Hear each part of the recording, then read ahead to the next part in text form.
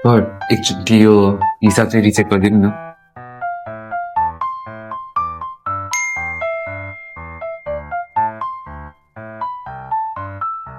एकैछिन रोक्नु, यो महिनाको स्यालेरी आज एक ठाउँमा पेमेन्ट गर्छु।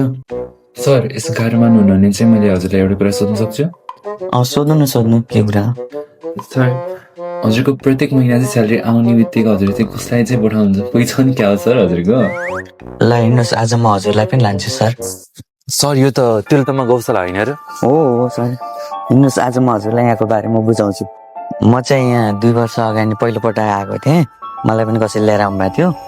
अनि त्यसपछि मैले चाहिँ आफ्नो स्यालेरीबाट 15% चाहिँ डोनेसन गर्ने गर्छु। आहा सर कस्तो राम्रो ठाउँ, कस्तो आनन्द लाग्दो, कस्तो प्यारा प्यारा गौमाताहरू हुनुहुन्छ यहाँ। यहाँ चाहिँ 400 भन्दा ज्यादा गाईहरू छन्। यहाँ चाहिँ बाटोबाट उद्धार गरेर ल्याएर राखिएको गाईहरू हुन्। अहिले बाहिर पठाइएको छ किनभने यहाँ सुकोस् भनेर। यहाँ चाहिँ दिनको खर्च चाहिँ 30,000 आउँछ यहाँ चाहिँ। अनि वातावरण राम्रो पनि छ, र मैले चाहिँ धेरै नसक्ने भएको कारण मैले मेरो 15% चाहिँ स्यालेरीबाट डोनेसन गर्ने हुन्छु। हो र सर, कस्तो राम्रो काम गर्नु भएको रहेछ।